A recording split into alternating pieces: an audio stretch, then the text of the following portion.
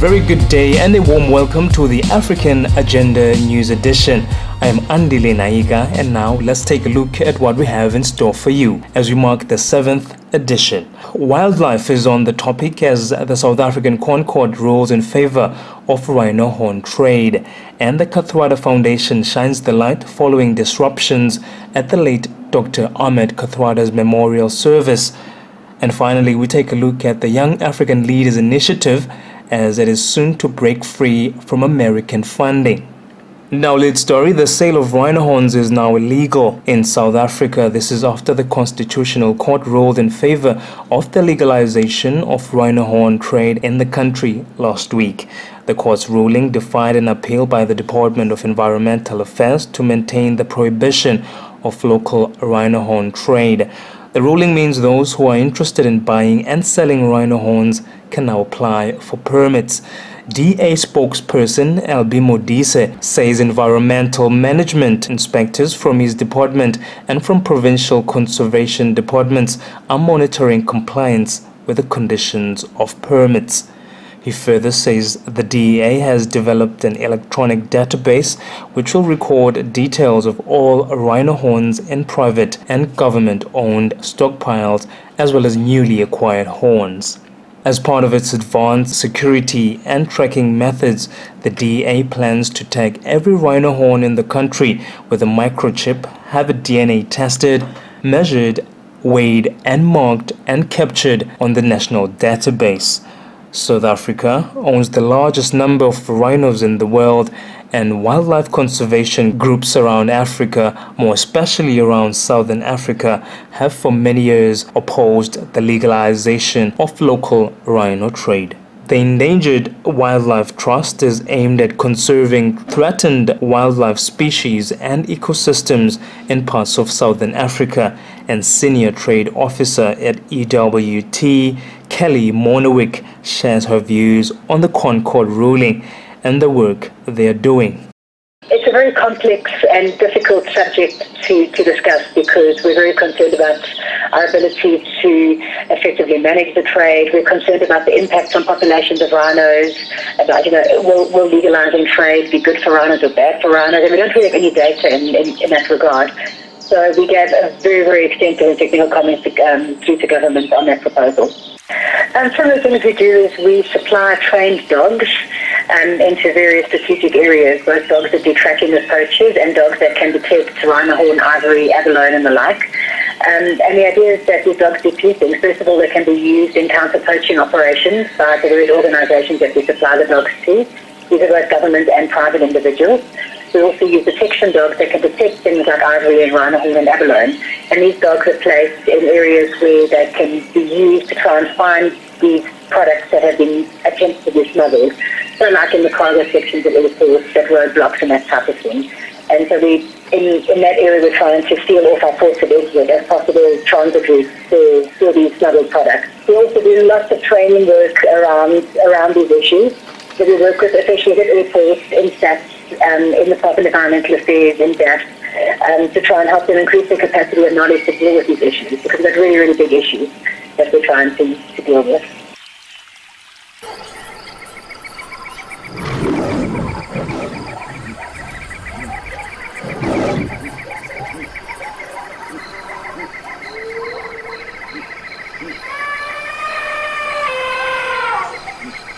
My area of expertise has been on large carnivores and wildlife trade. So some of the big carnivore projects that we've done are around the reintroduction of cheetahs and African wild dogs into reserves. And this is a real hands-on conservation project that actively increases safe space and the numbers of these large carnivores in South Africa. And it's been really successful to the point that we now have 12 new reserves with African wild dogs and 50 odd reserves with cheetahs in them. And as a result, one of the few countries in the world has actually got stable to increasing populations of these carnivores. We've also got some flagship projects in wildlife trade where we do lots of work with government and law enforcement officials doing hands-on training to help them get capacitated to deal better with our wildlife trade issues. So we do work on a very, very wide spectrum of conservation issues. It's any situation in which wildlife is traded, sold or smuggled or anything of the like. So both legal and illegal trade that we address. So I think some of our most important traded species are probably the cycads, which are like a tree fern type of plant. Cycads are very heavily traded. Of course, the rhino horn issue is a big trade issue, as well as ivory. And then the lions and lion bone trade is a really pertinent issue at the minute. Monowik speaks about their work around wildlife trade and some of the most threatened species in southern Africa and what the major threat has been. In terms of the term endangered as it is used sort of in a scientific sense, the African wild dog is probably our sort of flagship species around endangered animals and them being a carnivore. But we do work on a wide variety. And the carnivores we work with African wild dogs, leopards, cheetahs, lions, jackals and caracals, even though they've got no real conservation concern, but they do have an impact on farming practices. We've got a program that focuses solely on African cranes, the birds. We've got a program that focuses solely on birds of prey, that's your eagles, your vultures, and the sorts like that. We've got programs that focus on bird strikes, so trying to alleviate the impact that our power lines have on birds, because birds fly into them and die. So we really work on a very, very wide spectrum. On grassland species like the oribi and the blue swallows, we work on a very, very wide spectrum of threatened species. It depends very much on what species you're looking at and what their threats are. And we've just released, we're in the middle of releasing a new version of our red data book, which then describes the threat level of many of our species. So for some animals, things are definitely getting worse. I think for rhinos, things aren't looking the greatest. But for some of our carnivores, things are looking better due to our certain conservation action. So it very much depends on the species and the threats. And the threats are changing all the time. So like animals like the pangolin, that even 5 or 10 years ago really weren't threatened, are very threatened by wildlife trade now. And they're probably one of the most traded animals in the world. So suddenly pangolins are becoming a concern, but they weren't a concern 5 or 10 years ago. So it's certainly it's a changing environment where we've got to keep continual horizon scanning and just keep our eyes open for new threats that may be facing species that perhaps in the past weren't all that much of a worry for us. I mean, the biggest threat to our large carnivores is conflict with people. And that's across the world. It doesn't matter if you're working with tigers in India or if you're working with jaguars in South America or your African carnivores. The biggest threat to them is definitely conflict with people. So people killing them directly to either protect themselves or to protect their livestock. So for large carnivores, certainly conflict with humans is really big. For most of our animals, it's a lack of space. So, people just encroaching on their natural areas. So finding big enough tracts of natural land for animals to exist in is a big threat. And then, of course, our wildlife trade, the pet trade is really important to a lot of for example, our reptile and bird species. And then poaching, things like snaring and, the rhino poaching and poaching for commercial purposes also is a really big threat. And the big problem with our poaching at the minute, particularly around rhinos, is that it's linked to organised crime. So this isn't your typical scenario where, someone is hungry and that poached animal to eat the animal and feed their family. This is linked to organised crime and drugs and the like. So these are really, really well-run, slick, organised crime syndicates that are running these operations. And those are really difficult to deal with. With many people around southern Africa living close to wild areas, education on wildlife is of utmost importance, and Monowik elaborates on the EWT's educational stance. Yeah, I mean, we do quite a lot of environmental education work in nearly all the areas that we work in. There's some kind of awareness raising. It's the school children working with landowners, land users, farmers and the like. And certainly awareness and education are really key in our conservation work. We also do a lot of training, and we also do a lot of work with livelihoods, where we link livelihoods to the environment. So one of my colleagues who works in freshwater, she very strongly links wetland use to job creation and tries to get people to actually have to develop jobs to conservation of wetlands. So very definitely is a very, very important part of the work that we do. Wildlife isn't to be seen in a vacuum. It's very definitely about people and wildlife, and the work that we do is definitely for the benefit of both, not at the detriment of one. You have to be very sensitive to the fact that people are living in really close quarters with the wildlife, and it's really easy to sit in the city where we don't have elephants pillaging our gardens and judge people for killing elephants. But if your children were playing in the garden and there were elephants walking around, none of us would be very happy with that. So what we need to do is we need to find solutions that benefit both the elephants and the people. And a lot of the work we do is around human-wildlife conflict and trying to find solutions to the human-wildlife conflict that are relevant and work for the people as well as for the wildlife. And there's a lot of work we do, particularly with carnivores, around trying to deal with this conflict, where carnivores are eating, say, cattle or sheep or goats, and the landowners want to kill them to protect their livelihoods, which is very, which is understandable.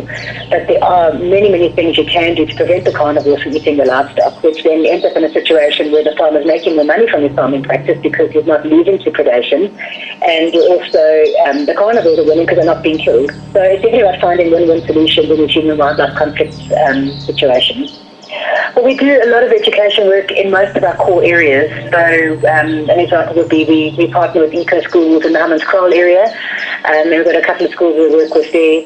We do a lot of work with children directly in the cities where Autism talks with many schools. And then in the areas we've got key projects like our wetlands and our crane projects. They work actively with schools in those areas that, for example, live on the boundaries of wetlands to raise awareness issues around how important wetlands are to our general health and for purifying our water. So certainly in our key areas on the ground, work with communities and schools is very, very important and really integral to what we do. And finally, Monowik shares her views on wildlife on the African continent. Yeah, I mean, it depends which parts of Africa you're in. In parts of sort of West and East Africa, things aren't looking great. There's some very serious problems, but we do have some very effective people dealing with those problems, so, who aren't going to give up too easily. So I think, the problems are understood and are being addressed, but we just hope that they can be addressed quick enough before they're irreversible. Certainly in Southern Africa, things look a lot better than they do in the rest of Africa. And for many species in Southern Africa, like elephants and some of our large carnivores, they're actually doing quite well, where we have stable and sometimes even increasing populations, whereas in the rest of Africa, they're in rapid decline. So it very much depends on whereabouts in Africa you are and what species you're looking at. But certainly across the range, we've got some very dedicated people who are all working together to try and solve the problems.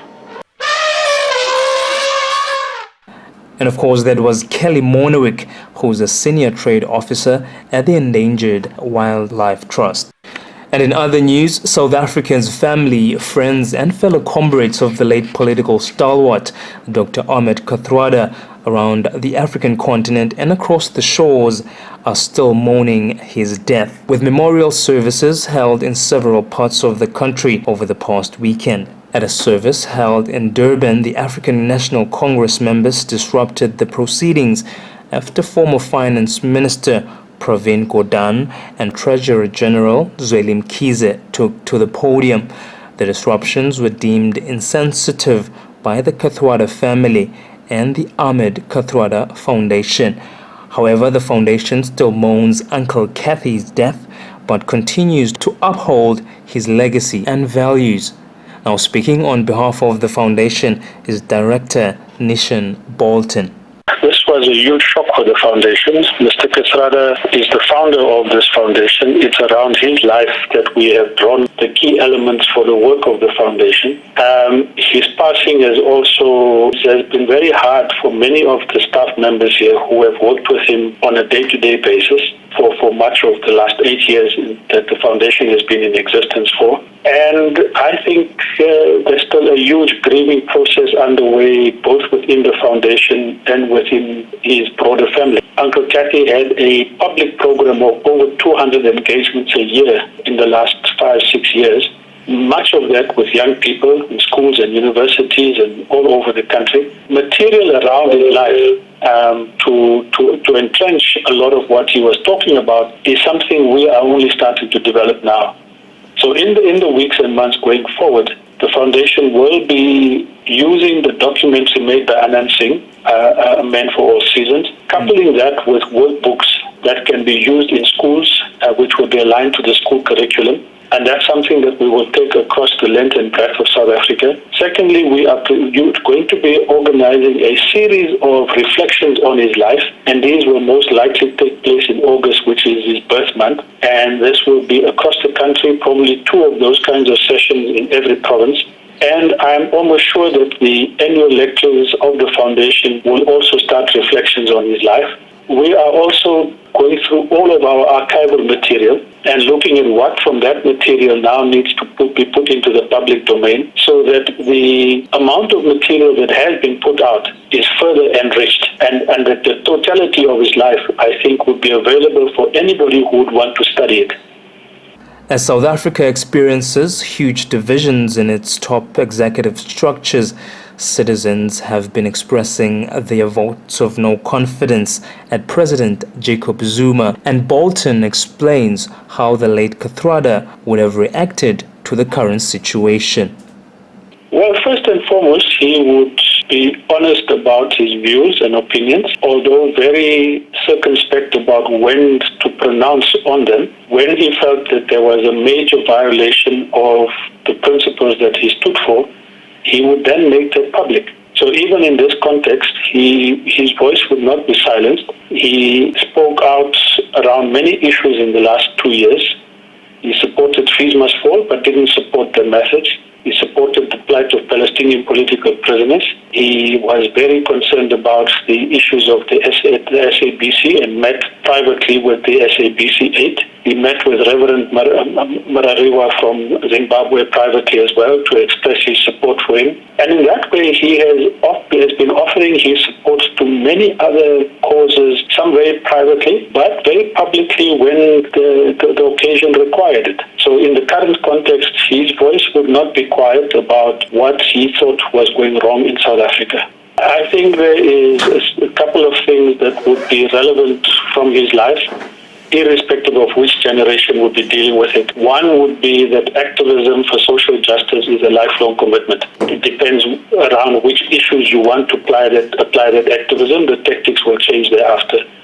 Secondly, is the kind of personal set of characteristics and ethos that one would require to be an effective campaigner for human rights, social justice, and equality. And that primarily is a sense of selflessness, a sense of humility, and not aspiring to leadership positions, but being a servant for whatever cause you are struggling for.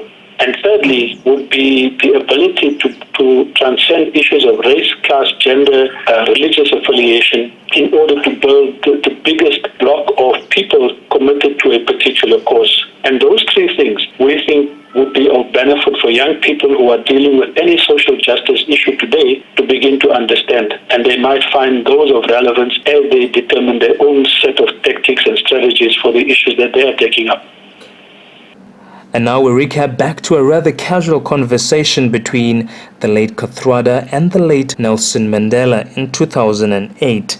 The recording is courtesy of the Nelson Mandela Foundation.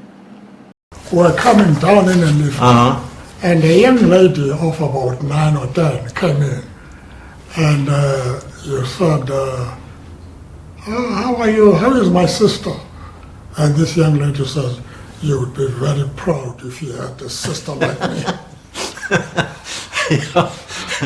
But those little children were very political. Yes, of course. Whenever they saw a white person coming into that building who was not known, any white person that the children did not recognize, they assumed must be a policeman. So as soon as that white person entered, waiting for the lift, these children would run up the fire escape and warn, Uncle, police. So they were very political.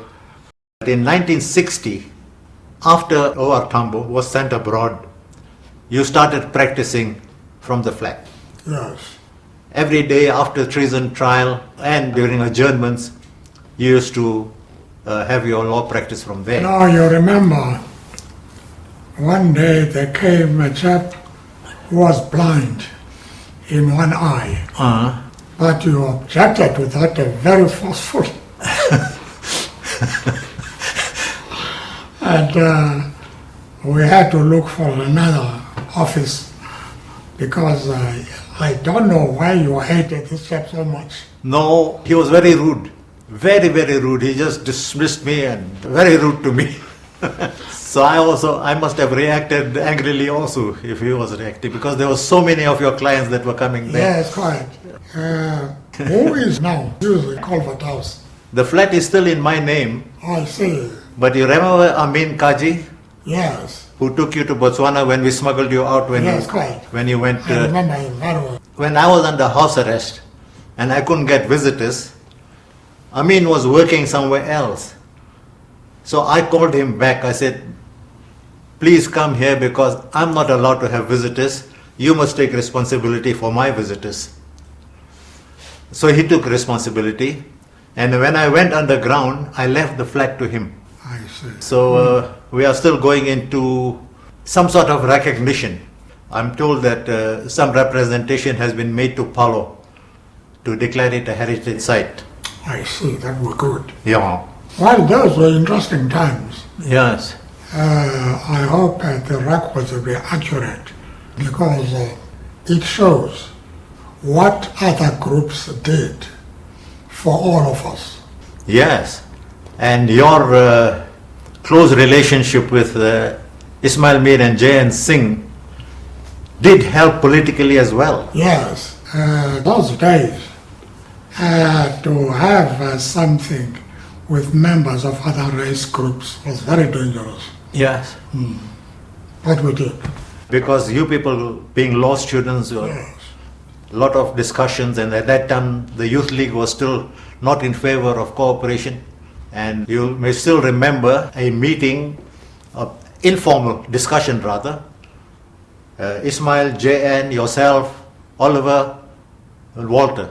And at that time the Youth League's attitude was non-cooperation with the other organizations. And then at that informal meeting, Walter broke ranks. And Walter said, no, there's a lot of merit in what these chaps are saying about cooperation. On your way to the station, that time there were no motor cars. You and Ower were so angry with Walter, so Walter was walking on one side of the pavement and you people I remember on the that other very well. side. That came from the flat after discussions. But eventually, because one thing we have always stressed, although the Youth League had this attitude, it was not a racist thing. It was more exclusivist. And you had your own reasons, but not racist. Yes, Because you're close friends with these chaps. yes, quite. Yeah. The Too Late Struggle icons certainly shared a great part of the fight of the country's liberation. Of course, they were together in the Rivonia trial in the 1960s, and Bolton tells us more. If you go back to Kathrada's life, he crossed all kinds of racial divides, all kinds of religious divides, and was part of a team that organized the Congress of the People in 1955. That particular document gave birth to a vision of what a new South Africa would be, and that took place 7 years after the event of apartheid. And that vision guided a liberation struggle, found its way into the new constitution of this country, and we now have the challenge of translating the content of that constitution into a lived reality for most South Africans. So I would say that his vision and his thoughts resonate in much of what is going on in South Africa today, and much of what its vision is. And if you take the Constitution, it's further unpacking into the National Development Plan, is consistent with what his own views and sentiments would have been. I think his life is something we will begin to understand the full extent of his contribution perhaps in the weeks and years to come, because he was not just a political prisoner, but he was an activist for almost 75 years. And we need to understand what is it that makes somebody be an activist for that period of time, yet retaining a core set of characteristics that wouldn't have changed in any part of those 75 years. That is something that I think we would certainly want people to begin to reflect on as we move ahead. There is a lot more work to be done in understanding the full extent of his involvement, and also the kind of varying character of his life, and not just a hardcore politician, but his love for children, his love for the arts, his love for music, his love for food. And so there's a kind of well-rounded individual that is the kind of model of what future activists would need to begin to model themselves around, irrespective of the cause that they're taking up. And lastly, Bolton says the foundation aims to promote his life, history and values at various institutions of education around the country. The work that we will do will target all schools. and perhaps even universities where those courses are open to the usage of such material. But in particularly, I think all research institutions and all research faculties, particularly those that deal with the social sciences and history, probably in a year's time, would be able to access all of the archival material of the foundation. We have an incredible amount of information that we have been systematically archiving, and these need to be speeded up so that it can be put into the public domain.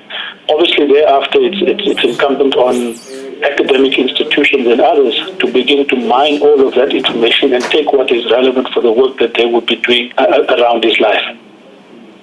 And lastly, the African Leaders Initiative is a program aimed at developing young people in Africa through its engagement with the United States of America. It prides itself through its three major programs, which include the Mandela Washington Fellowship, which was started in 2014, aimed at developing 1,000 young Africans in civic, business, and community leadership every year. The initiative was founded by former U.S. President Barack Obama in 2010 to educate and further network young Africans so they could eventually play vital roles in their respectful countries' economies. Partnerships and alumni manager at YALI in Southern Africa, Harry Ndombela, tells us more.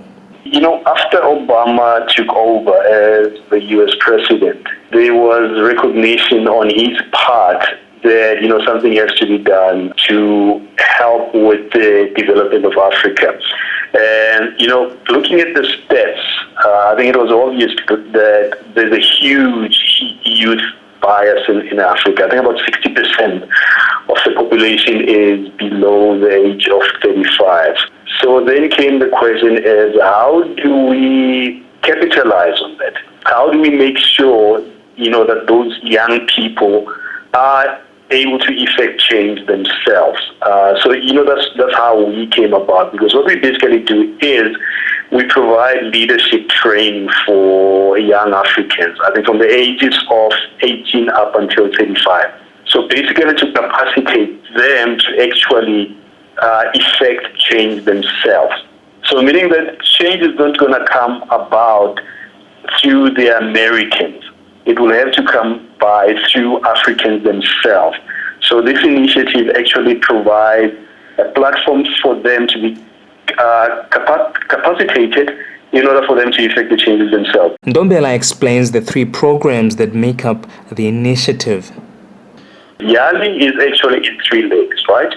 The first one is called the Mandela Washington Fellow. You know, the Mandela Washington Fellow, the program is continental-wide. So meaning that any young leader in Africa between the ages of 25 and 35 can apply to be a Mandela Washington Fellow. Now, what that entitles you is you are given training in the U.S. for 6 weeks in one of the three tracks that I just mentioned, entrepreneurship, civic leadership, and public management. So you spend 6 weeks in a partner university in the U.S., and once you've completed your training, you get to come back to Africa and apply these skills. So that's one part of YALI. The other part is the Regional Leadership Center. Now, how they came about is because obviously, in terms of the numbers, you know, there's limitation as to exactly how many young people you can fly across to the U.S. I think currently they're only able to cater for about 1,000 youth across Africa per year. Then, because initially when it came about, I think about 50,000 people applied, where only at that point 500 could be given the training. And then a decision was made that rather let's capacitate the continent itself so that partners in Africa, which are primarily universities, can implement the program for the Americans and provide the training in Africa. So that's how we came about. So there's 4 regional leadership centers in Africa. There's one in Southern Africa, which is where I'm based, and there's another one in East Africa, and there's 2 in West Africa.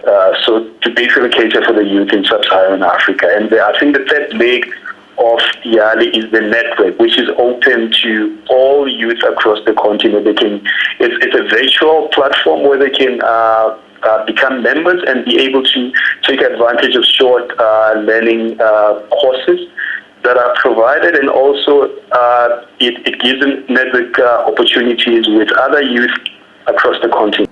What we do is we focus on three streams. We call them tracks. Because we want young Africans to be able to increase the economies of Africa. So one of our focal areas is to encourage entrepreneurship. And secondly, we also want them to strengthen civic leadership. That's one of our areas as well, is that we provide training in civic leadership, and also, to make sure that your public management of officials, your government officials are ethical and they work for the common good. So that's one of the other tracks that we provide training in, which is public management. Ndombela explains YALI's selection criteria. Our focus area is YALI Regional Leadership Center Southern Africa, that we focus in the sub-region, meaning Southern Africa. So youth would apply to us in order to be given training in one of the three tracks that I just mentioned to you. So obviously what we're targeting are people who are either in a leadership position, either in business, they're running their own businesses, or they're running their own NGOs, or they are a public official, or people who have knowledge or are interested in playing a leadership role. So those are the people that we are targeting. Because the idea is, once they completed their training, something should come out of it. So we also support them as our alumni, after they've completed the training, in order to kind of increase their networking abilities, and also put them in touch with organizations that can provide funding, mentorship, and so forth. So that is YALI in a nutshell.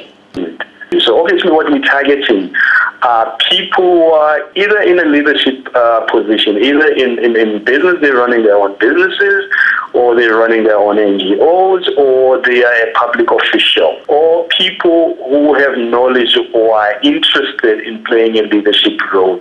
So those are the people that we are targeting. Because the idea is, once they completed their training, something should come out of it. So we also support them as our alumni, after they've completed the training, in order to kind of increase their networking abilities, and also put them in touch with organizations that can provide funding, mentorship, and so forth. Our application process is basically mobile-based, so meaning that you have to have knowledge about the internet and access to the internet to actually apply. So we find that limits us in actually reaching people in the deep rural areas in Southern Africa. So the exercise that we're going to be conducting now is to see how we can broaden our awareness of the program going forward.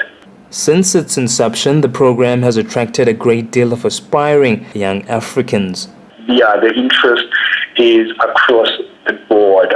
Because I think, when we put together the proposal, because what happened is, when the Americans voiced their interest in having the program hosted in South Africa, various parties bid to basically host the program. UNISA submitted a bid. I think Gibbs also submitted a bid. So various entities in South Africa bid to host the program. And how UNISA was selected was the fact that UNISA obviously has a large network, which is continental wide.